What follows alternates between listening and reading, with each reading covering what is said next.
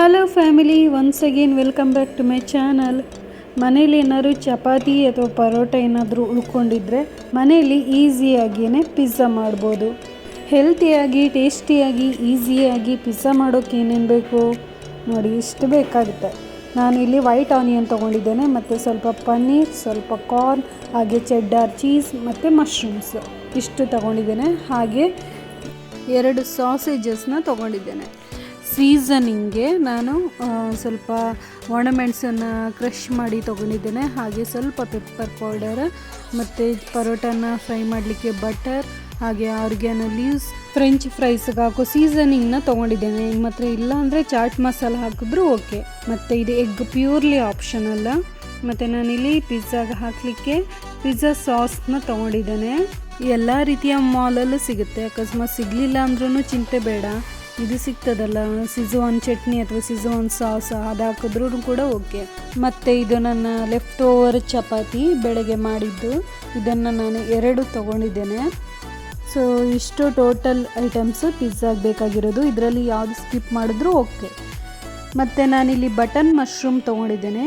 ಮಶ್ರೂಮ್ನ ಈ ರೀತಿ ಕ್ಲೀನ್ ಮಾಡಬೇಕು, ಅಂದರೆ ಇದರ ಮೇಲ್ಗಡೆ ಸಿಪ್ಪೆ ಟೈಪ್ ಇರುತ್ತಲ್ಲ, ಇದನ್ನು ತೆಗಿಬೇಕು. ಇದು ತೆಗೆದು ಕ್ಲೀನ್ ಮಾಡಬೇಕು. ನಾನೆಲ್ಲ ತೆಗೆದಿದ್ದೇನೆ. ಮತ್ತು ಇದನ್ನು ಸಣ್ಣ ಸಣ್ಣದಾಗಿ ಕಟ್ ಮಾಡ್ಕೊಂಡಿದ್ದೇನೆ. ತುಂಬ ಸಣ್ಣದು ಬೇಡ, ಯಾಕಂದರೆ ಶ್ರಿಂಕ್ ಆಗುತ್ತೆ ಅದು ಫ್ರೈ ಮಾಡಿದಾಗ. ಮತ್ತು ಸಾಸೇಜನ್ನು ಸ್ವಲ್ಪ 1 ಟೀ ಸ್ಪೂನ್ ಆಯಿಲ್ ಹಾಕಿ ಫ್ರೈ ಮಾಡಿಕೊಂಡು ಅದರ ಜೊತೆಗೇ ಪನ್ನೀರನ್ನ ಸ್ವಲ್ಪ ಮೇಲ್ಗಡೆ ಸಾಲ್ಟನ್ನು ಸ್ಪ್ರಿಂಕಲ್ ಮಾಡಿದ್ದೇನೆ. ಪನ್ನೀರು ತುಂಬ ಫ್ರೈ ಆಗೋದು ಬೇಡ, ಯಾಕಂದರೆ ಅದು ಹಾರ್ಡ್ ಆಗುತ್ತೆ. ಮತ್ತು ನಾನು ಆಗಲೇ ಹೇಳಿರೋ ಹಾಗೆ ಇದು ಎಗ್ ಪ್ಯೂರ್ಲಿ ಆಪ್ಷನಲ್. ಇದಿಷ್ಟ ಇದ್ದರೆ ಹಾಕಿ, ಇಲ್ಲ ಅಂದರೆ ಅಡ್ಡಿ ಇಲ್ಲ. ಮತ್ತು ಮಶ್ರೂಮ್ ಕೂಡ ನಾನು ಸ್ವಲ್ಪ ಲೈಟಾಗಿ ಗ್ರಿಲ್ ಮಾಡ್ಕೋತಾ ಇದ್ದೇನೆ. ಆಯಿಲೇನು ಹಾಕಿಲ್ಲ, ಇರೋ ಆಯಿಲಲ್ಲೇ ಸ್ವಲ್ಪ ಲೈಟಾಗಿ ಫ್ರೈ ಮಾಡ್ಕೋತಾ ಇದ್ದೇನೆ. ಸೊ ಇದು ಆಯಿತು. ಈಗ ಇದು ತೆಗೆದಿಟ್ಕೊಳ್ತಾ ಇದ್ದೇನೆ. ಮತ್ತು ಇದೇ ಕಾಯಿಲಿಗೆ 1 ಟೇಬಲ್ ಸ್ಪೂನ್ ಬಟರ್ ಹಾಕಿದ್ದೇನೆ. ಬಟರ್ ಹಾಕಿದ್ರೆ ಒಳ್ಳೆ ಟೇಸ್ಟ್ ಬರುತ್ತೆ. ನಾನಿಲ್ಲಿ ಚಪಾತಿನ ಸ್ವಲ್ಪ ಪರೋಟೆ ಟೈಪ್ ಮಾಡ್ಕೊಂಡಿದ್ದೆ. ಈಗ ಅದನ್ನು ಹಾಕಿ ಸ್ವಲ್ಪ ಲೈಟಾಗಿ ಫ್ರೈ ಮಾಡಿಕೊಂಡು ಈಗ ಅದರ ಮೇಲೆ ಪಿಜ್ಜಾದ ಸಾಸ್ ಏನಿದೆ ಅದನ್ನು ಹಾಕ್ತಾಯಿದ್ದೇನೆ. 1 ಟೇಬಲ್ ಸ್ಪೂನ್ ಹಾಕಿದ್ರೆ ಸಾಕಾಗುತ್ತೆ. ಇದನ್ನು ಹಾಕಿ ಒಳ್ಳೆ ಸ್ಪ್ರೆಡ್ ಮಾಡಿ ಅದರ ಮೇಲೆ ಏನೇನು ನಾನು ಟಾಪಿಂಗ್ಸ್ ಅಂತ ತೊಗೊಂಡಿದ್ದೇನೆ ಅದನ್ನೆಲ್ಲ ಪ್ಲೇಸ್ ಮಾಡ್ತಾ ಹೋಗ್ತೇನೆ. ಮತ್ತು ನಾನು ಈಗಲೇ ಪಿಜ್ಜಾ ಕಟರ್ ತೊಗೊಂಡು ಕಟ್ ಮಾಡ್ಕೊಳ್ತಾ ಇದ್ದೇನೆ. ಏಕೆಂದರೆ ಚಪಾತಿ ಆಗಿರೋದ್ರಿಂದ ಅದು ನಾವು ಬೇಕ್ ಮಾಡಿದಾಗ ಹಾರ್ಡ್ ಆಗುತ್ತೆ, ಸ್ವಲ್ಪ ಗಟ್ಟಿ ಆಗುತ್ತೆ, ಆಮೇಲೆ ಕಟ್ ಮಾಡೋಕ್ಕಾಗೋದಿಲ್ಲ. ಅದಕ್ಕೆ ಈಗಲೇ ಕಟ್ ಮಾಡ್ಕೊಳ್ತಾ ಇದ್ದೇನೆ. ಈಗ ಏನೇನು ಟಾಪಿಂಗ್ಸ್ ಅಂತ ಇಟ್ಕೊಂಡಿದ್ದೆ ಅದನ್ನೆಲ್ಲ ಹಾಕ್ತಾ ಇದ್ದೇನೆ. ಇದಕ್ಕೆ ನೀವು ಯಾವುದೇ ರೀತಿಯ ಉಪ್ಪು ಹಾಕಬೇಕಾಗಿಲ್ಲ. ಉಪ್ಪು ಹಾಕಿದ್ರೆ ತುಂಬ ಉಪ್ಪು ಆಗುತ್ತೆ, ಯಾಕಂದರೆ ಪಿಜ್ಜಾ ಸಾಸಲ್ಲೇ ಆಲ್ರೆಡಿ ಉಪ್ಪಿನಂಶ ಇರುತ್ತೆ. ಮೇಲ್ಗಡೆಯಿಂದ ಉಪ್ಪು ಹಾಕೋ ನೆಸೆಸಿಟಿ ಇಲ್ಲ. ಈಗ ಎಲ್ಲ ಟಾಪಿಂಗ್ಸ್ ಒಂದೊಂದಾಗಿಯೇ ಪ್ಲೇಸ್ ಮಾಡ್ತಾ ಇದ್ದೇನೆ. ಪನ್ನೀರ್, ಮತ್ತು ಸಾಸೇಜ್, ಆನಿಯನ್ ನಾನು ವೈಟ್ ಆನಿಯನ್ ತೊಗೊಂಡಿದ್ದೇನೆ. ವೈಟ್ ಆನಿಯನ್ನಲ್ಲಿ ಅಷ್ಟು ಉಪ್ಪಿನಂಶ ಇರೋದಿಲ್ಲ, ಸೊ ನೀವು ಆರಾಮ್ಸೆ ತಿನ್ಬೋದು ಅದನ್ನು. ಸಲಾಡ್ಗೆಲ್ಲ ಇದನ್ನೇ ಹಾಕೋದು, ತುಂಬ ಚೆನ್ನಾಗಿರುತ್ತೆ, ಒಳ್ಳೆ ಟೇಸ್ಟ್ ಕೊಡುತ್ತೆ. ಕ್ಯಾಪ್ಸಿಕಮ್ ಇದ್ದರೆ ಕ್ಯಾಪ್ಸಿಕಮ್ ಕೂಡ ಯೂಸ್ ಮಾಡ್ಬೋದು. ನಿಮಗೆ ಏನೇನು ಇಷ್ಟ ಆಗುತ್ತೆ ಟಾಪಿಂಗ್ಸ್ ಅಂತ ಅದನ್ನೆಲ್ಲ ಯೂಸ್ ಮಾಡ್ಬೋದು. ಸೊ ನಾನಿಲ್ಲಿ ಇಷ್ಟು ಐಟಮ್ಸ್ ಹಾಕಿದ್ದೀನಿ. ಇಷ್ಟು ಐಟಮ್ಸ್ಗೆ ಇದು ಫಿಲ್ ಆಗೋಗುತ್ತೆ.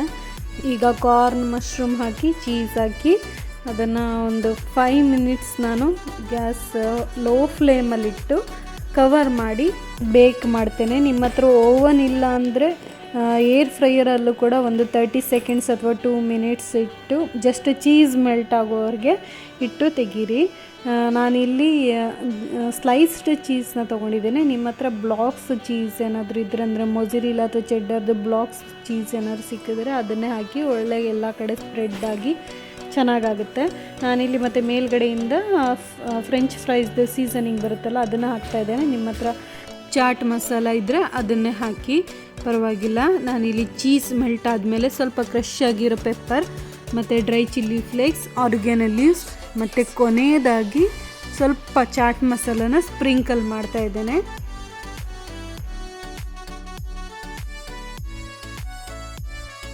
ಸೊ ಫೈನಲಿ ನನ್ನ home made pizza ready to ಈಟ್.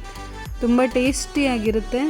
ನೀವು ಹೊರಗಡೆ ಏನು ತಿಂತಿರೋ ರೆಸ್ಟೋರೆಂಟಲ್ಲೆಲ್ಲ ಅದೇ ರೀತಿ ತುಂಬ ಟೇಸ್ಟಿಯಾಗಿ, ಸ್ಪೈಸಿಯಾಗಿ ತುಂಬ ಚೆನ್ನಾಗಿರುತ್ತೆ.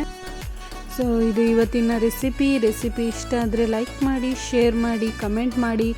ನೆಕ್ಸ್ಟ್ ವಿಡಿಯೋದಲ್ಲಿ ಸಿಗುವ. ಅಲ್ಲಿವರೆಗೂ ಟೇಕ್ ಕೇರ್, ಬಾಯ್.